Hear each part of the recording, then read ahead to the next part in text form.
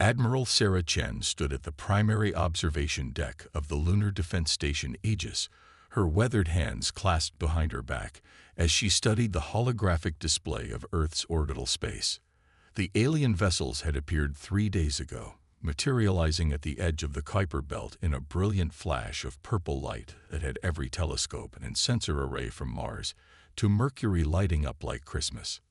Merchant vessels, they claimed. Peaceful traders from the Orion Consortium. 27 ships of varying sizes, their hulls gleaming with an iridescent material unknown to human science. Beautiful in their own alien way, like oil slicks on water, shifting colors as they moved through space. But something about their formation bothered Chen. After 30 years in the Space Force, she'd developed an instinct for these things. "Admiral, we're receiving another transmission from the lead vessel," Lieutenant Park announced from his communications station. "The consortium ambassador requests your presence for direct negotiations." Chen's eyes narrowed. This would be the 4th such request in as many days. Each time, the alien representatives grew more insistent, more eager. Put it through. The holographic display shifted, revealing the towering form of Ambassador Zextal. The alien's crystalline exoskeleton caught the light of distant stars, fracturing it into rainbow patterns across the communication feed. All 6 of their eyes focused on Chen with an intensity that made her skin crawl. "Admiral Chen." Zextal's translator produced perfect English, though something in the undertone suggested amusement. "Surely you understand that face-to-face negotiations would expedite this process. The consortium offers technologies beyond your imagination. Medical advances, clean energy solutions, FTL drives that would open the galaxy to your species. And all you want in return is unrestricted access to our asteroid mining operations." Chen replied evenly. "Quite generous. We are known for our generosity."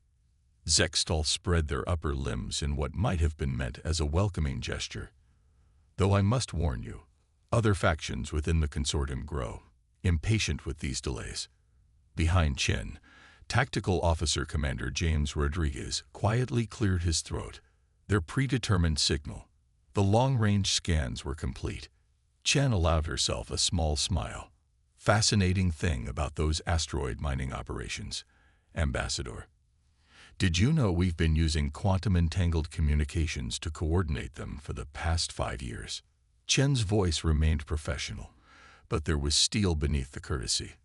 "Completely secure, impossible to intercept, which makes me wonder how you knew exactly where our richest platinum deposits were located before we ever mentioned them." The ambassador's crystalline form stiffened almost imperceptibly. "I'm afraid I don't follow." "Let me be clearer then." Chen tapped a control panel, and new holograms sprang to life around her.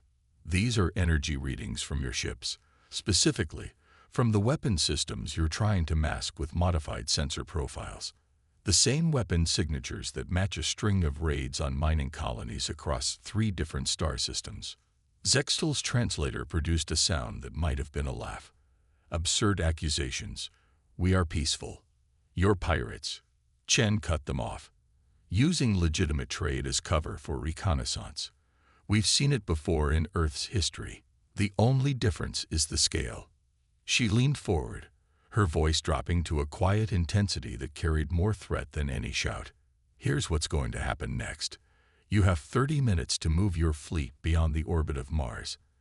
After that, we demonstrate exactly why humanity hasn't needed your superior technology to defend itself." The ambassador's crystalline form flushed with colors that Chen's tactical training identified as rage and surprise. "You dare threaten the consortium? We have reduced civilizations far more advanced than yours to cosmic dust. We— 29 minutes, Ambassador." Chen terminated the connection with a sharp gesture. "Battle stations. Begin evacuating all civilian stations in the potential combat zone. And get me a direct line to the Security Council." As klaxons began to sound throughout the station, Rodriguez stepped up beside her. "Think they'll call our bluff, Admiral?" Chen's eyes remained fixed on the alien fleet, their beautiful hulls now taking on a more sinister aspect as weapon ports began to emerge from beneath the iridescent plating. "Not a bluff, Commander. We've had 3 days to position our full response force, while they thought we were just being bureaucratic." She allowed herself a grim smile. "Time to show them why you don't underestimate humans." Space around the lunar defense station hummed with energy as stealth fields began to drop, revealing hundreds of Earth defense platforms, ships, and weapon arrays that had been invisible moments before. The aliens wanted a show of force. They were about to get one. And somewhere in the vast distance between Earth and Mars, a quantum signal raced outward, activating humanity's real surprise, something that would make these pirates regret ever assuming humanity would be an easy target. The first shots would be fired in 27 minutes, and Admiral Sarah Chen intended to make every one of them count. The first plasma bolt from the consortium fleet lit up space like a miniature sun. Admiral Chen watched it tear through the void, aimed directly at the Aegis Station's command center. The alien pirates had made their choice. "Defense grid active," Rodriguez reported calmly. "All stations responding." The plasma bolt slammed into an invisible barrier 5 kilometers from the station, its energy dispersing in a spectacular display of fractalized light. On the tactical display, Chen could see the confusion rippling through the alien fleet's formation, their first indication that humanity's defensive capabilities might exceed their intelligence reports. "Signal the Lazarus Protocol," Chen ordered. "All ships, execute contingency delta." Across cislunar space, humanity's response unfolded with practiced precision. The civilian mining ships that had been steadily retreating from the alien fleet suddenly dropped their masking fields, revealing heavily armed vessels bristling with rail guns and missile pods. From the dark side of the moon, orbital defense platforms emerged from concealed hangars, their quantum-locked targeting systems already acquiring priority targets. Ambassador Zextel's face appeared on the main screen, their crystalline features twisted with rage. "You deceived us," says the pirate pretending to be a traitor. Chen replied dryly. "Consider this a lesson in human nature, Ambassador. We've been preparing for threats like you since we first looked to the stars. Did you really think we'd survive this long by being naive?" The alien fleet was regrouping, forming into an attack pattern that human tactical systems immediately recognized from their study of previous pirate raids. But this time, their targets were ready. "Launch ghost drones," Chen commanded. "Let's show them why they call it the Shadow Fleet." Thousands of small, dark objects detached from Earth's orbital infrastructure. To alien sensors, they appeared to be debris or defensive satellites. The truth was far more interesting. Each drone carried a miniaturized quantum computer running advanced combat AI, capable of predicting and countering alien targeting systems faster than organic minds could react. The first wave of drones reached the alien fleet just as they launched their main assault. What should have been a devastating barrage of energy weapons instead met an intricate dance of electromagnetic interference and quantum field manipulation. Alien targeting systems failed. Weapon controls locked up. Communications became unreliable. "They're breaking formation," Rodriguez reported with satisfaction. "Ghost drones are achieving 90% disruption of their combat systems." Chen nodded grimly. "Begin Phase 2. All ships, execute attack pattern Thermopylae." The human fleet moved with choreographed precision, decades of planning coming to fruition in a matter of minutes. Smaller vessels darted between the larger alien ships, their rail guns firing depleted uranium rounds at precisely calculated weak points in the iridescent hull plating. Larger Earth vessels launched salvos of quantum-guided missiles, each one carrying warheads designed specifically to exploit the vulnerabilities human scientists had theorized would exist in advanced energy shielding. Theory became devastating reality as the first alien vessel erupted in a cascade of secondary explosions. Then another, and another.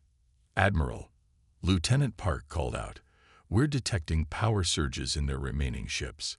They appear to be preparing for emergency FTL jumps."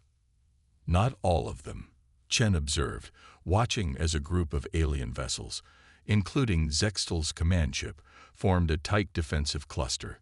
They're too proud to retreat completely. Transmit to all Earth forces. Operation Longbow is now in effect. From pre-positioned locations throughout the solar system, humanity's final surprise revealed itself. Quantum entanglement drives activated, allowing ships to appear instantly at calculated points around the remaining alien fleet. The pirates found themselves surrounded by a wall of human warships, each one carrying weapons specifically designed for this moment. Last chance, Ambassador. Chen broadcast on all frequencies. Surrender your vessels or be destroyed. Either way, the consortium learns today that Earth is not a target for pirates. The response came not in words but in desperate action. The alien ships launched everything they had in a final furious assault. Energy weapons, plasma torpedoes, and exotic munitions filled space with deadly light. But humanity had planned for this too. The ghost drones reformed into intricate geometric patterns, creating overlapping fields of quantum interference that turned the alien barrage into harmless light shows. Meanwhile, Earth's ships closed the noose, their coordinated fire methodically dismantling the pride of the consortium pirates. When it was over, only Zextal's command ship remained, its once beautiful hull scarred and broken. The ambassador's final transmission carried none of their previous arrogance. "How?" Zextal demanded. "How did you defeat our superior technology?" Chen's response was meant not just for the ambassador, but for any other hostile forces who might be monitoring the battle. Because technology isn't everything, Ambassador. Humanity has survived countless threats by understanding a simple truth. The most dangerous weapon isn't the biggest ship or the most powerful gun. It's the ability to think ahead, to plan, to adapt, and to work together. Today wasn't just a battle. It was the culmination of years of preparation, research, and innovation. She paused, allowing her words to sink in. Remember that when you tell your consortium what happened here, Earth is not a target. We are not prey. We are humanity, and we will defend ourselves with everything we have. The alien command ship's surrender marked more than just the end of a battle. It was humanity's announcement to the galaxy. Underestimate us at your peril. The captured consortium command ship hung in high Earth orbit like a broken crystal, its iridescent hull now serving as an impromptu laboratory for Earth's best scientists.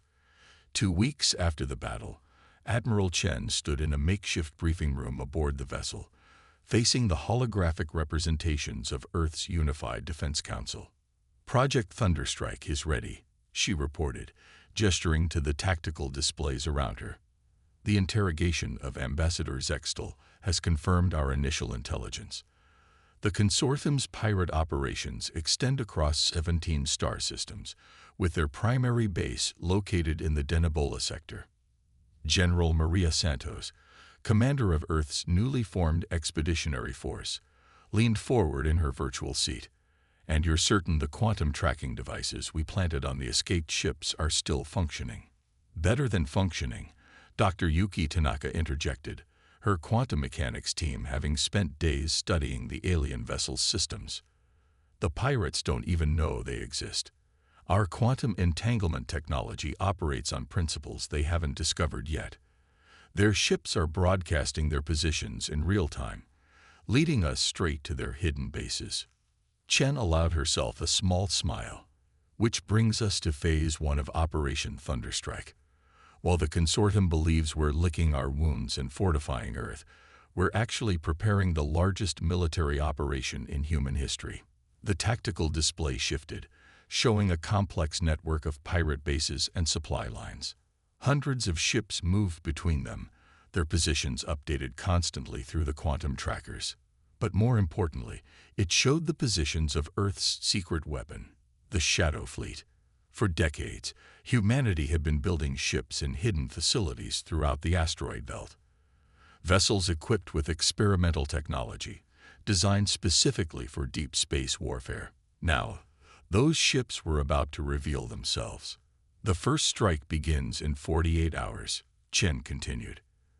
The Shadow Fleet will emerge from quantum space at these 7 key points, targeting the pirates' primary supply lines. But that's just the beginning. Dr. Tanaka stepped forward, pulling up technical schematics.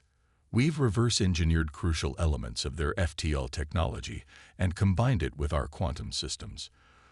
The result is something we're calling ghost jumping, the ability to make multiple short-range quantum jumps that are completely undetectable to their sensors. General Santos nodded approvingly. We'll be able to strike anywhere, anytime, without warning.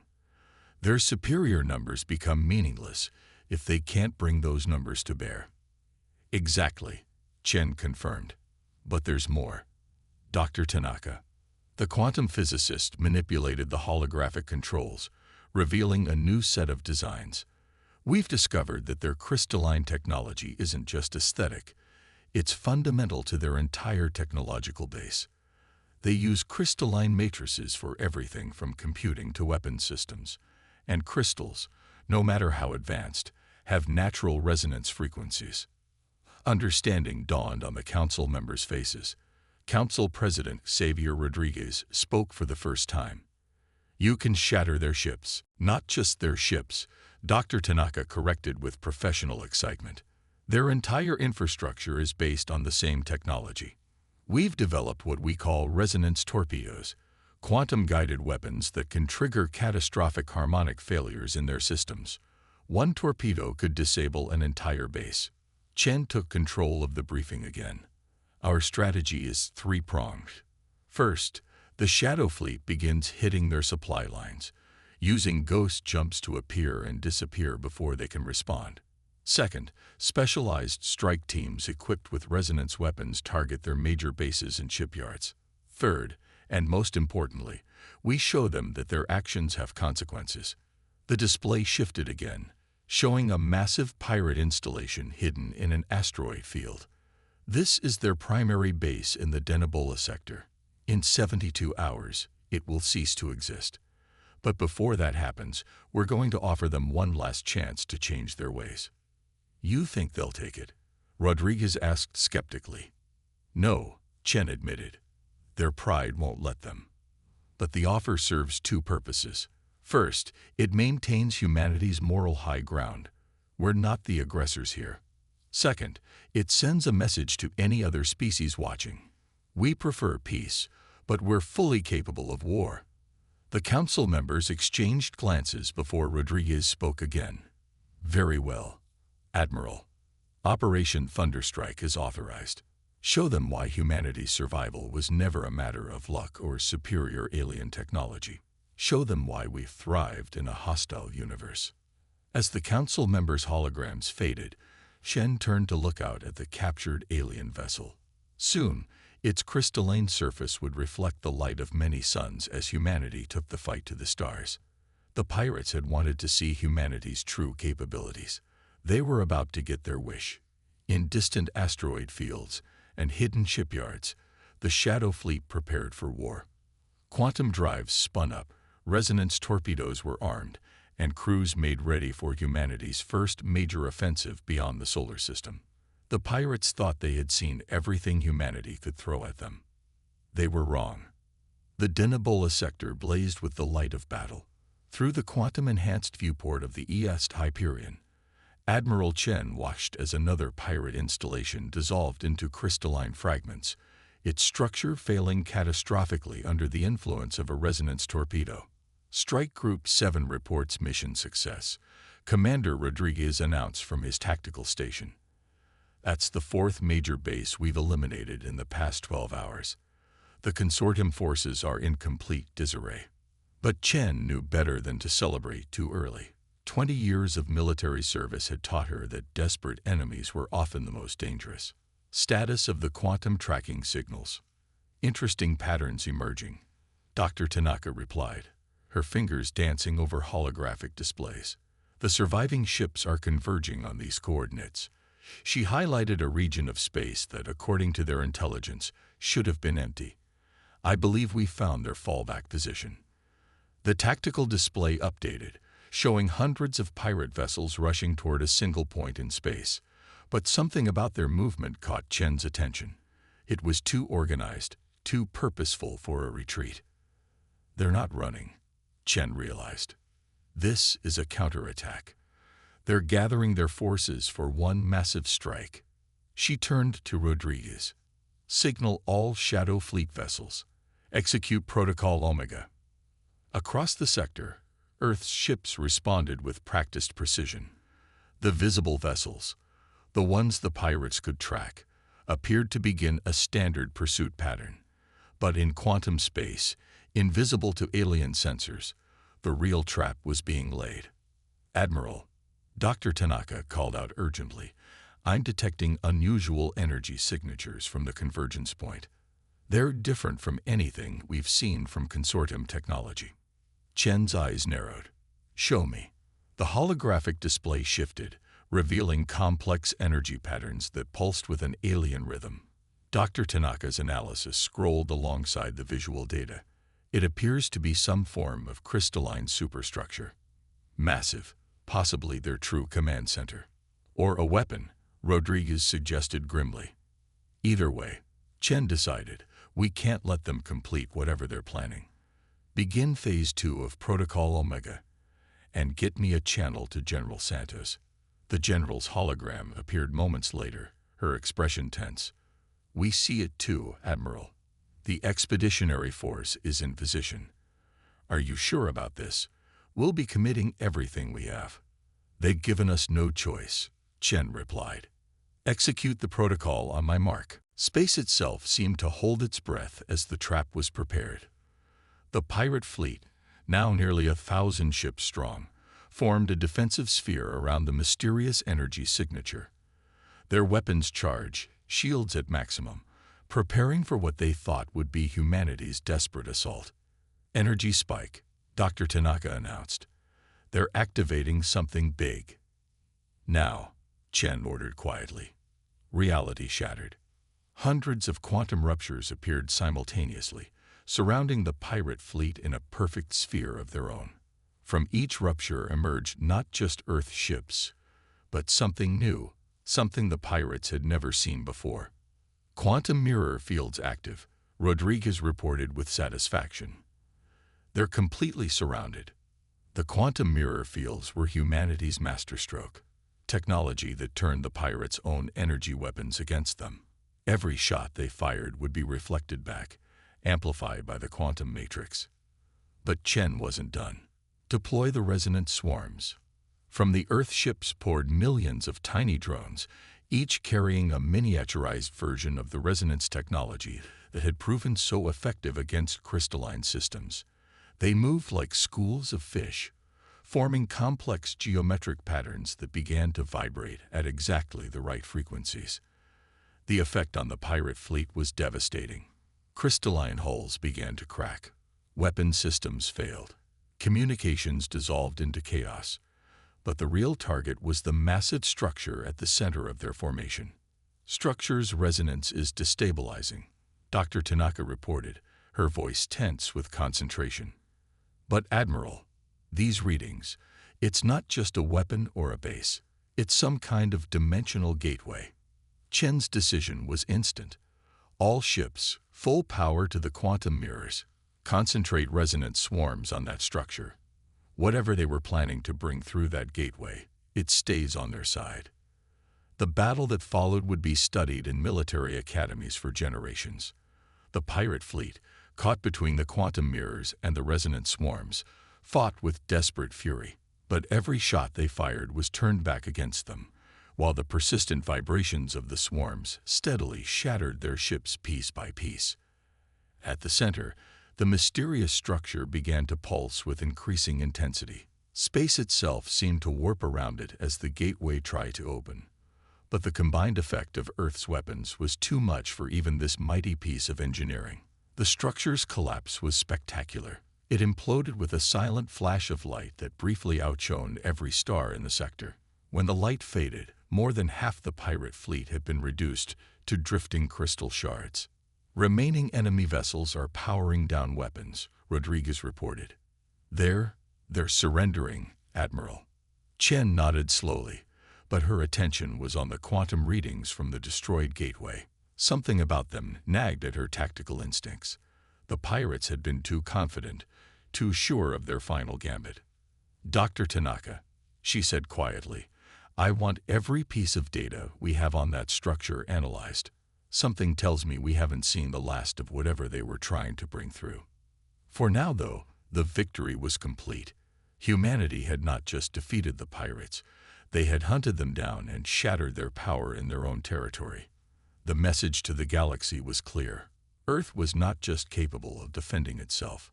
It could project power across light years and defeat any threat to its security.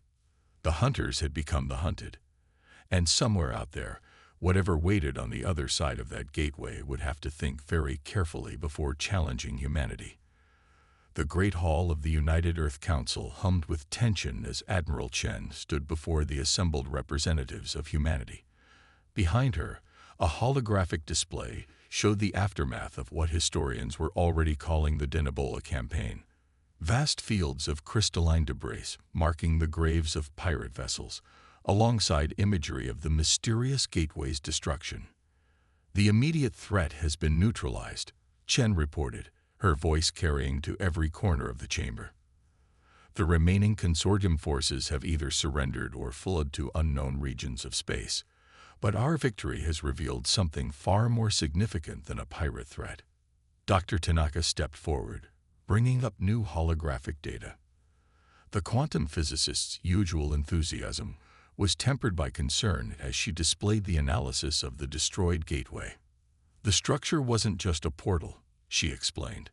"It was a bridge to something ancient, something that, according to the data we've decoded from captured consortium databases, even they feared.